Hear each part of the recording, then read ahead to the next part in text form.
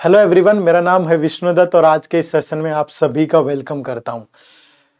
UPSC CSAT के लिए हमारी खास सीरीज चल रही है। बहुत सारे कंसेप्ट हमने पढ़े हैं और इम्पोर्टेंट टॉपिक लगभग हमने सारे कवर कर दिए। कुछ एक बच्चे पूछ रहे थे सर सिंपल इंटरेस्ट कब होगा, कंपाउंड इंटरेस्ट। जो एग्जाम पॉइंट ऑफ व्यू से मुझे इंपॉर्टेंट लगे वो मैंने आपको पढ़ा दिए। अब हम यहाँ प्रैक्टिस कर रहे हैं, ठीक है। तो प्रैक्टिस उन्हीं टॉपिक की है क्योंकि पेपर पास आ रहा है, ठीक है। उसके बाद जो टॉपिक बचे हैं वो भी कर लेंगे। तो मुझे लगता है कि अभी हमें प्रैक्टिस कर लेनी चाहिए, तो बहुत ज़्यादा टाइम नहीं है। तो इसलिए मैं आपके लिए ये हर एक क्लास में 5 MCQs शेयर करता हूँ। तो नंबर सिस्टम टॉपिक पे आज हम एक नए कंसेप्ट पे कुछ MCQs लेंगे। ये पार्ट नंबर 3 है। इससे पहले 2 पार्ट पे हमने 2 अलग अलग कंसेप्ट पे MCQs डिस्कस किए थे, ठीक है। तो वीडियो को एंड तक देखिएगा। बहुत शानदार तरीके से अलग अलग टाइप के क्वेश्चन लिए हैं मैंने, और इस वीडियो में जो कंसेप्ट होगा वो रिमाइंडर वाला होगा, ठीक है। तो रिमाइंडर वाली वीडियो अगर आपने नहीं देखी है, 3 वीडियो अवेलेबल है हमारी प्लेलिस्ट में। इसी प्लेलिस्ट में जाकर के देखो पहले, फिर ये क्वेश्चन सोल्व करना, ठीक है। चलो, तो जो लोग बिल्कुल स्टार्टिंग से अभी अपनी जर्नी को शुरू कर रहे हैं, ठीक है, और उनको सीसेट को लेकर के बहुत सारे डाउट है, ठीक है, तो आप इस कॉम्प्रिहेंसिव जो हमारी गाइड बुक है इसे जरूर डाउनलोड कर लें, क्योंकि इसमें आपको सीसेट से रिलेटेड हर एक इन्फॉर्मेशन मिलेगी। क्या आपके एग्जाम का पैटर्न है, कौन से टॉपिक इंपॉर्टेंट है, उनको किस तरीके से कवर करना है, क्या स्ट्रेटेजी होनी चाहिए, कौन से सोर्सेज फॉलो करें, तो सब कुछ है इस गाइड बुक में। इसे जरूर डाउनलोड करें, ठीक है। चलो शुरू करते हैं, ठीक है। तो 5 MCQs हम डिस्कस करेंगे, लेकिन यहाँ पे ध्यान रखिएगा आज जो कंसेप्ट डिस्कस होगा वो कंसेप्ट होगा रिमाइंडर का, ठीक है। रिमाइंडर का कंसेप्ट होगा, और रिमाइंडर्स में मैंने आपको बहुत सारी चीजें बताई है। 3 वीडियो अवेलेबल है हमारी इसी प्लेलिस्ट के अंदर। 3 वीडियोस हैं, वो जाके देखो। पहली वीडियो में हमने सिंपलीफिकेशन रूल, ठीक है, ये पढ़ा था भाई, सिंपलीफिकेशन रूल। फिर दूसरी वीडियो में हमने, ठीक है, फॉर्मेट्स थ्योरम, ठीक है, ये पढ़ी थी। फिर हमने प्रोडक्ट या साइक्लिसिटी थ्योरम पढ़ी थी, प्रोडक्ट या साइक्लिसिटी थ्योरम, ठीक है। उसके बाद हमने और भी बहुत सारे रूल पढ़े थे, साथ में सक्सेसिव रिमाइंडर पढ़ा था। मतलब दुनिया जहान की बातें हमने पढ़ रखी हैं।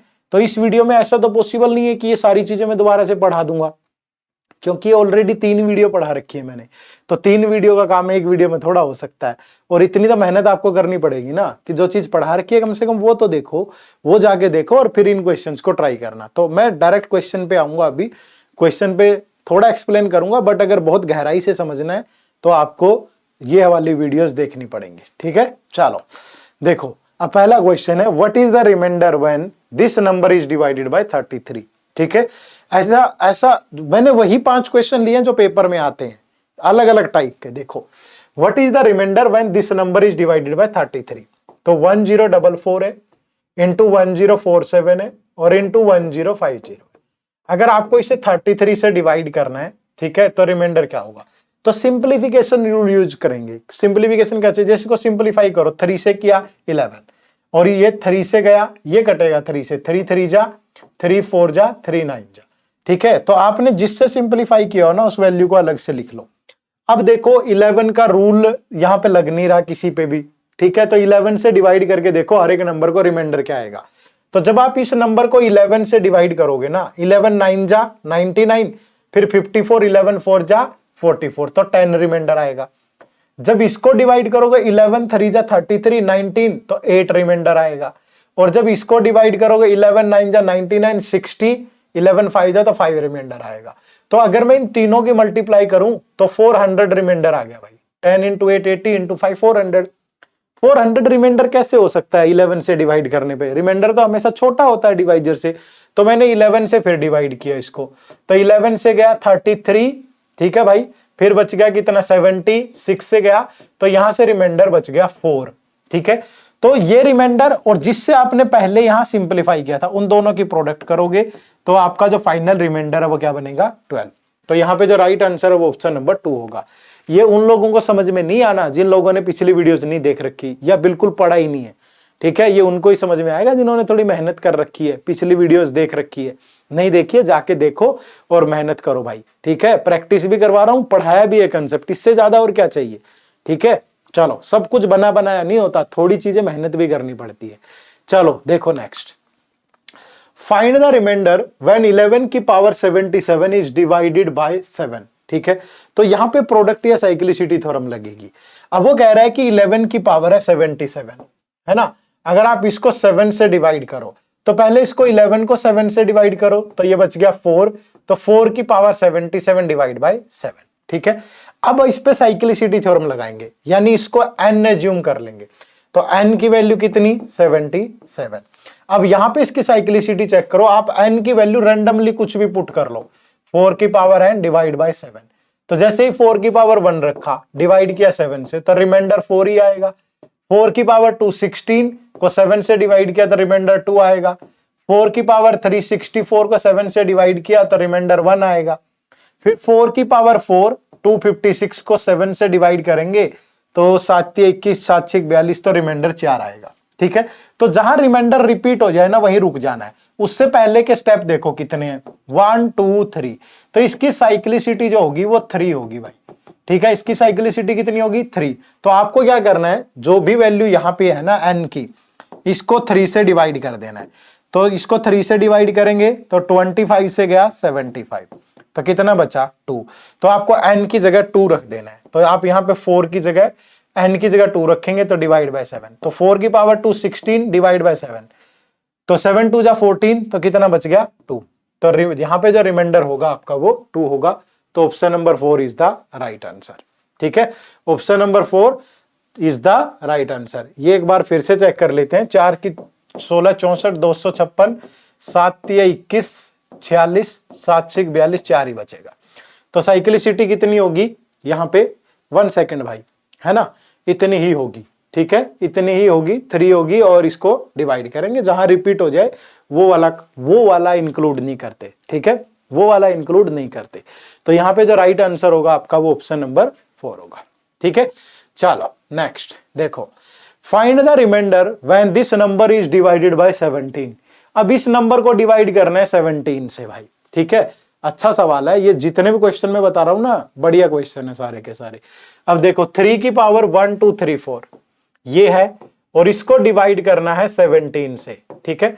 अब हमने एक रूल सीखा था, ठीक है भाई। अब वो रूल क्या था, रूल थोड़ा सा अगर मैं ध्यान से पढ़ूं तो रूल ये था कि अगर सपोज a की पावर p माइनस 1 है और बाय p है, और p क्या है, एक प्राइम नंबर है, प्राइम नंबर, और a और p जो है वो को प्राइम है, इसे बोलते हैं फर्मेट्स थ्योरम, ठीक है।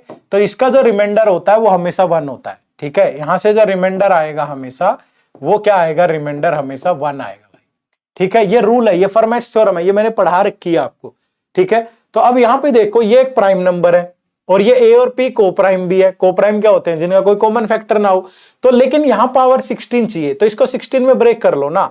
तो आप इसको ऐसे लिख सकते हो 3 की पावर 16 और इसको 16 से डिवाइड कर लो, तो 1 2 3 4, ये 16 से जाएगा 16 7 112, तो बच गया 11, फिर 16 7 112, तो बच गया 2। तो आप लिख सकते हो 3 की पावर 16 की पावर 77 इंटू 3 की पावर 2 डिवाइड बाय 17। जब आप इसको डिवाइड करोगे 17 से, हर बार 1 आएगा, तो 1 की पावर 77 तो 1 ही होगा, और 3 की पावर 2 क्या होता है 9, तो फिर जब इसको 17 से डिवाइड करोगे तो रिमाइंडर कितना आएगा 9। तो यहां भी क्या दे रखा है 9, तो option number 3 is the right answer. तो सारे कंसेप्ट रिवाइज भी हो गए, जो हमने पढ़े थे वो सारे कंसेप्ट रिवाइज भी हो गए।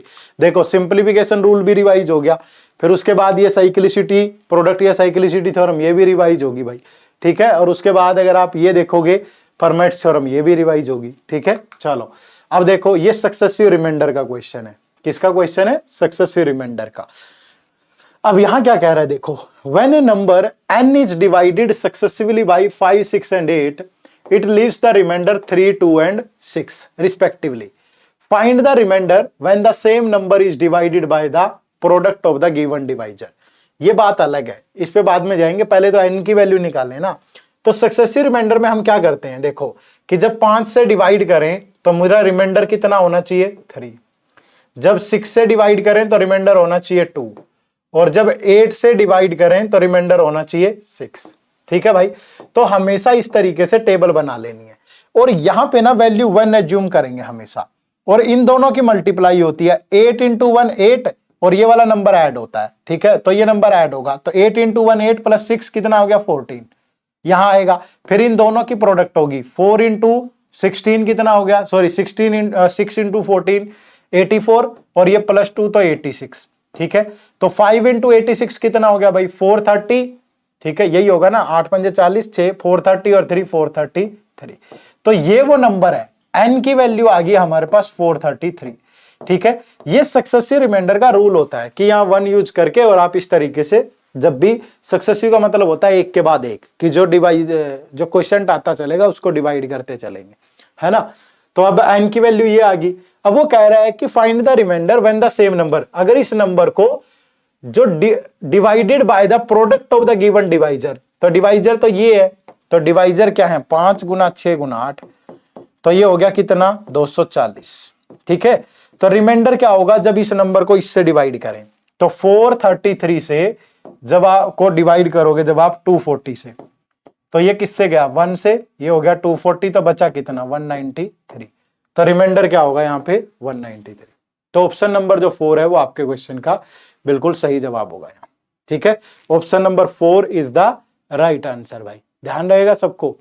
चलो ठीक है, तो बना सकते हो बहुत आराम से, कोई भी किसी भी टाइप की दिक्कत नहीं है। ठीक है, क्लियर है सबको भाई। चलो नेक्स्ट देखो, अब ये भी क्वेश्चन बहुत बार आता है पेपर में, और ये जो मैं रूल बताने जा रहा हूं ना, ये भी बहुत इंपॉर्टेंट है। ठीक है, खासकर 2023 में आपने ऐसा क्वेश्चन देखा, बहुत बार ऐसा क्वेश्चन आता है, what is the remainder when 50, ये जो है 7 जो है ये 56 टाइम रिपीट हो रहा है, इज डिवाइडेड बाय 19। अगर ये 19 टाइम, सॉरी 56 टाइम रिपीट हो रहा है और 19 से डिवाइड करना है, यानी ये आ रहा है 7 7 7 7, ये है 56 टाइम्स। ठीक है भाई, तो इसको डिवाइड करना है 19 से, तो बताओ कि रिमाइंडर क्या होगा। अब लिख के डिवाइड करना तो पॉसिबल नहीं है ना, कि 7 को लिख लोगे बिल्कुल और फिर 19 से डिवाइड करोगे, बहुत मुश्किल होगा भाई।